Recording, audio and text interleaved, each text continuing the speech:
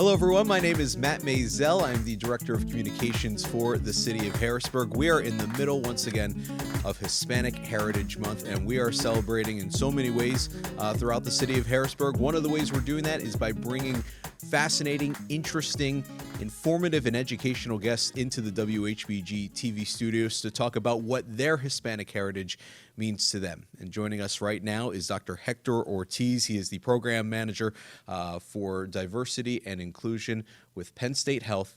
Thank you, sir, Dr. Ortiz, for being with us. You are with Penn State Health right now. How did you get to become, a program manager of diversity and inclusion? Why was that so important to you? Thank you for the opportunity to be here today and to share some of the histories and experiences related to something that is so passionate for me.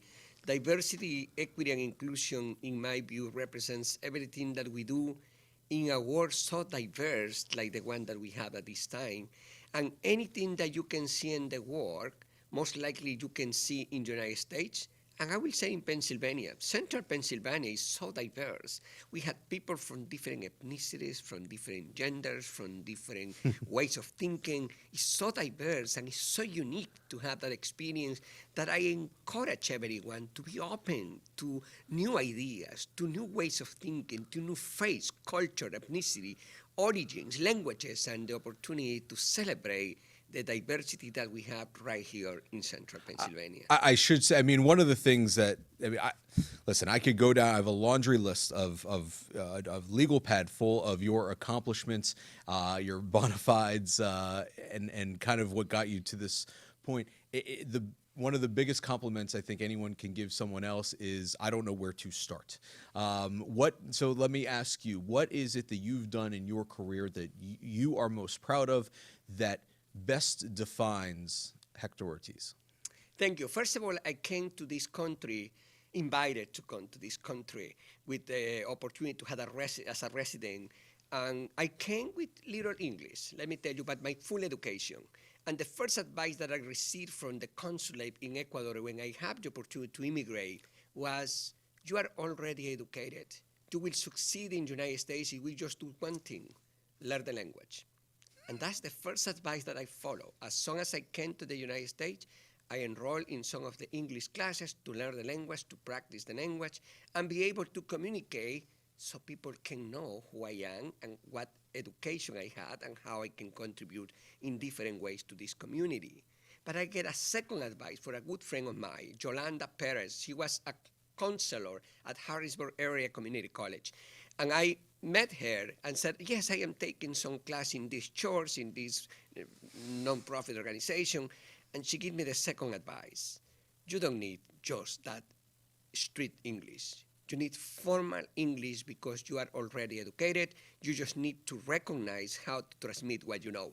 And you have to do this in a formal way, enroll in college, learn the language, learn the history. And that's what I did the first 2 years. I went to Harrisburg Community College.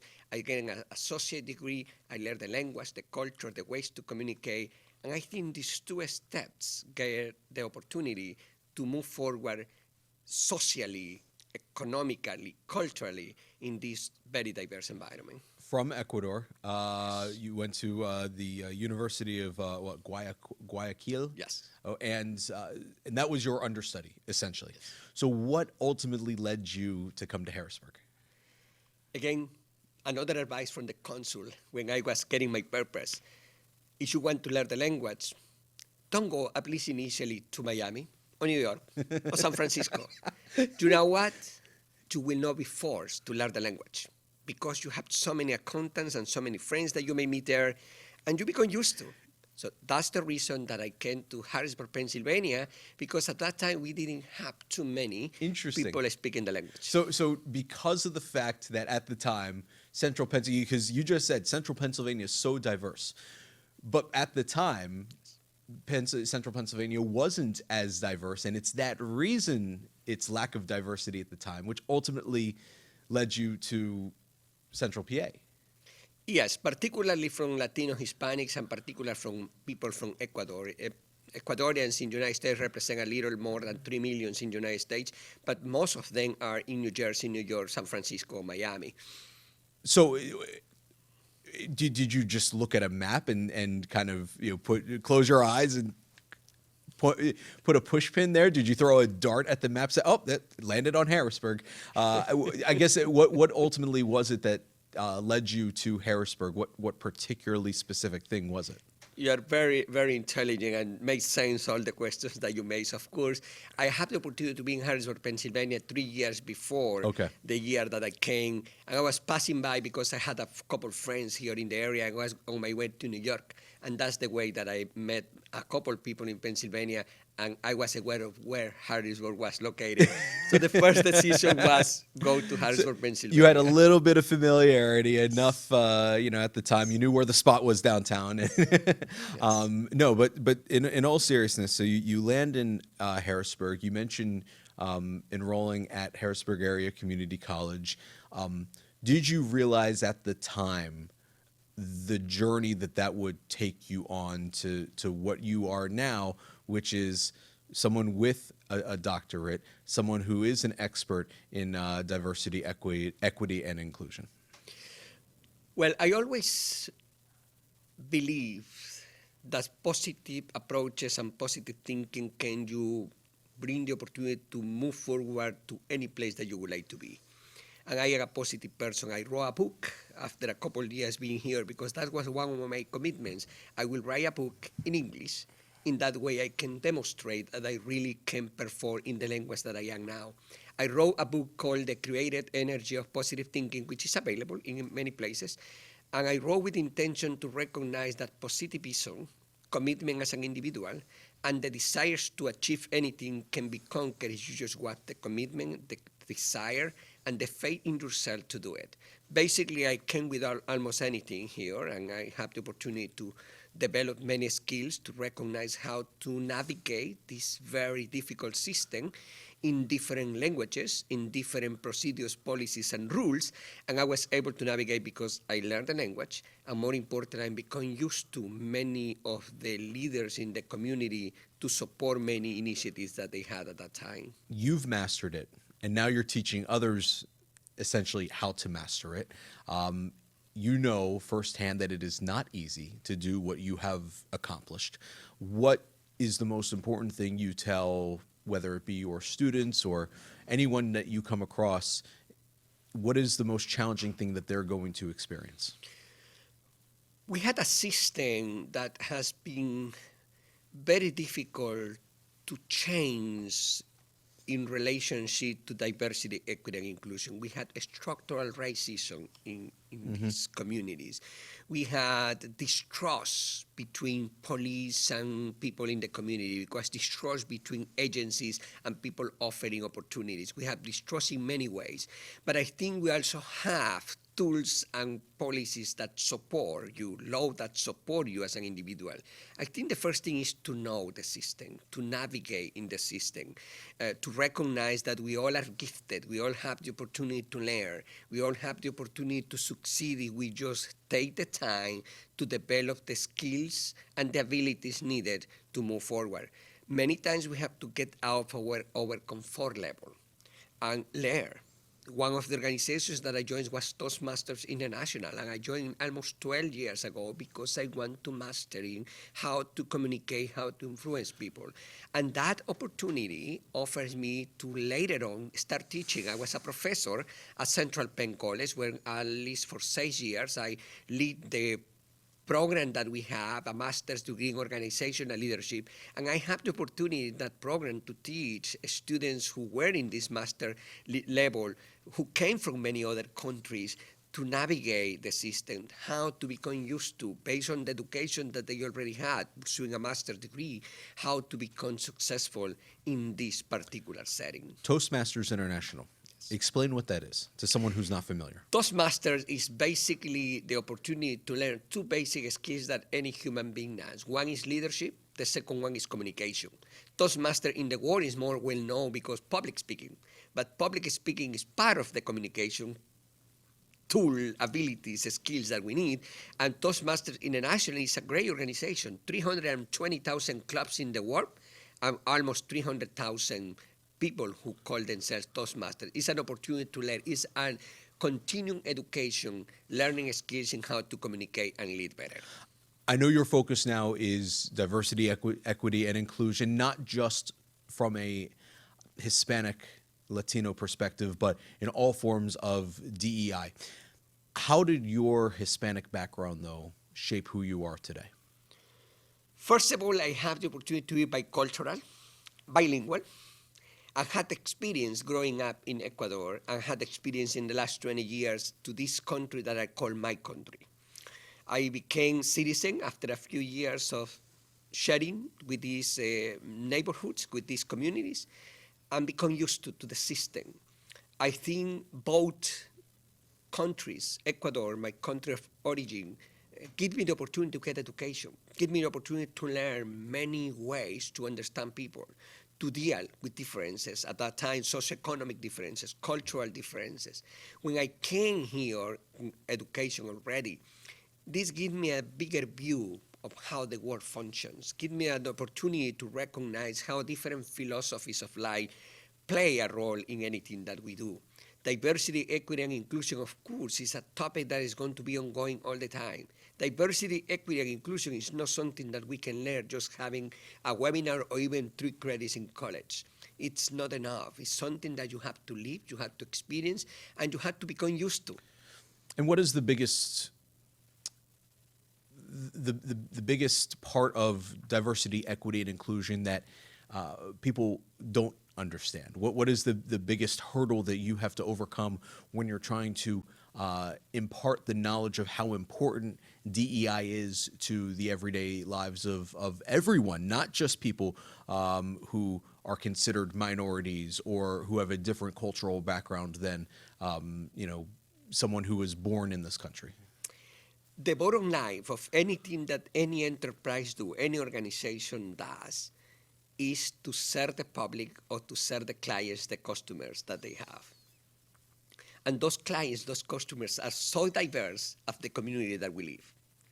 In other words, in the healthcare industry is our patients. In any other industry is the customers who buy the products. And those customers are diverse. You have to learn how to address the needs of the customers, how to outreach those customers, and how to better serve those customers. That's the first thing that you need.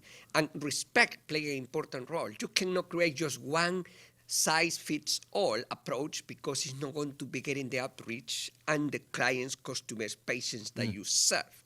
In other words, you have to create different approaches in marketing and communication in order to reach this very diverse population that you have as your baseline of community, of services, or as a client. I know you said before we started that you are not here as a representative necessarily of Penn State Health. You are here as Hector Ortiz, but I do want to focus in a little bit about what you do as a program manager at Penn State Health. You work within the healthcare system, you work within the hospital system, and you were explaining earlier how it's a mixture of talking to the people within the business, within whether it's doctors or nurses on diversity and equity issues with patients, and talking with patients about how to kind of navigate the system, that they might run into. What is it that you view as the most important part of working in healthcare, and what do we need to kind of know to make sure that there is more diversity, equity, and inclusion in healthcare? The first thing is to understand the differences that we have. And in order to understand, you have to start with respecting the difference that we have. And in order to respect the difference that we have, you have to start knowing what differences are. Because if you don't know how you can respect something that you know, and I always start any presentation saying respect is the bottom line of anything that we do. First of all, you have to know, you have to be aware the differences that we had. And those differences can be in faith, in ethnicity, in age, in gender, in many ways of the dimensions of diversity that we have. But when we recognize those differences, when we start understanding those differences, then later on we will be able to accept those differences. And that's the process of understanding differences. Start with knowing, acknowledging, recognizing, understanding, and finally accepting. And after we accept diversity, and acceptance doesn't mean that you have to agree with anything that people believe or have. Acceptance means that we respect and we understand, and we can live together, coexist together, because we understand and respect one another. I'll be honest, like I can sit here as a white male that was born in privilege, and I can go into a hospital, and never once have I thought in my life about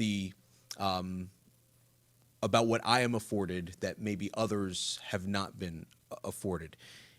Is that something that, is that in a nutshell kind of what you're trying to teach to, doctors and patients, or not patients necessarily, doctors and nurses, people who provide care to whether it be someone who is Black, someone who is Hispanic or Latino, someone who is Asian, who was not afforded the same privileges, and making sure they realize, hey, you have to look at this from a different perspective when you are providing health care to someone that doesn't look like you? That's an excellent question. And remember, talking just as a human being, as a Hector Ortiz, and not on behalf of any organization, I really believe that the community that we serve and the people, the providers that serve the community, have to understand that many people bring many cultures and many distrust to the system. And the reason is, even in healthcare, when you talk people from different countries, just to mention people from Asia, or people from South America, or even people from Europe or the Middle East, you can see that those patterns of behaviors creating a distrust to a system, because many times we don't incorporate the value, the culture, the traditions and customs that people bring. Integrated medicine, for instance, is a topic that we are discussing in the community, because people from some countries, let's just mention Ecuador, Peru, Mexico, Argentina. If you talk about people who live in the rural areas, people who live in the areas that may be the highlights of the different countries, many people, Aboriginal people, many people don't even speak Spanish. They speak dialects and many Aboriginal languages. They had a lot of beliefs that that's the way that they have lived all their lives. And those remedies, those prescriptions that came from generation to generation are important part of the life that they have. So we cannot just erase all the custom and traditions and say, this is what we do here, because that's the arrogant approach, is to have to follow what I do, and then everyone should just do what I say, because it doesn't work. That creates distrust, and many people are not able to follow and get what we are looking for, in this case, just to become better, to get healed, and have the opportunity to understand how the system works. Is a dual approach, it's two-way approach. How challenging is that to teach healthcare professionals who may have, certain ideals in their mind of how healthcare should be, because this is the way I learned about it in school, and this is the way I was taught on how to practice it? How important is it to get, or how challenging is it rather, to get people to think beyond what they learned in a textbook in their doctorate school, and think of it in ways that, like you just said, impact people that aren't anywhere near close to being originally from this country? I think research shows that data is important, and to recognize that different approaches that can be learned, evidence-based approaches work. But I also think that, again, we have to respect the different individualities. Start with respect, and that again, what I mentioned at the beginning is, you don't have to replace those beliefs. What I'm saying is, you have to accept that there are different beliefs and different ways of thinking. And one of the things that I usually mention in the community is that my culture is not better or worse than anyone else. My individual beliefs are not better or worse than anyone else. They are just different. And when we take away the judgments, the prejudices, the stereotypes that we bring, then it's going to be an opportunity to learn and to understand better each other. But is it challenging to get doctors and nurses and other healthcare professionals to look at it from a area that take the word respect out of it, just look at it differently than how they were necessarily taught? Yes. Many people are even afraid to mention the word privilege. Just the word privilege can create a lot of distrust in any community, in any person. And there are many people doing training sessions, workshops in the area to understand the word privilege. And you just start mentioning, we all have privileges, different type of privileges. And we use, even the rank high or the left hand have privileges, right? Because you had a particular color, you have privilege. Mm-hmm.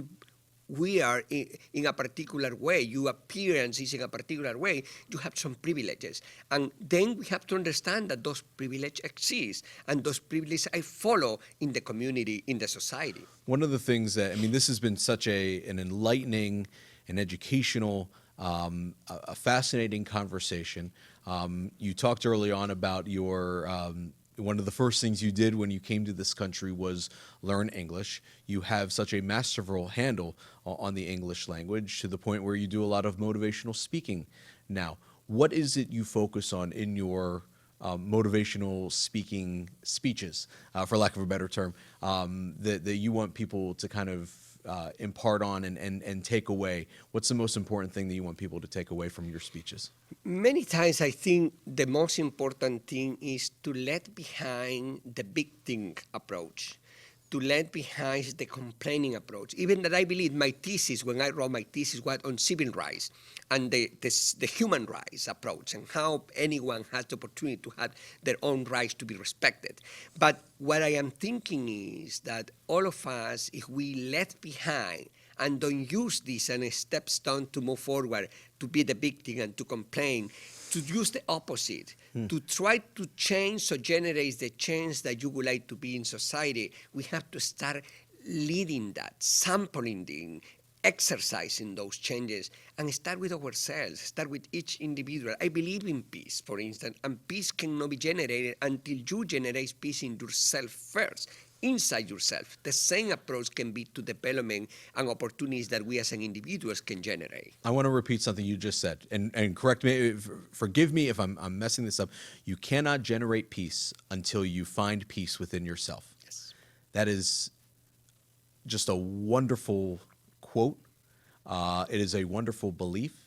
And I cannot think of a better place to wrap up this incredible conversation with you, Dr. Hector Ortiz.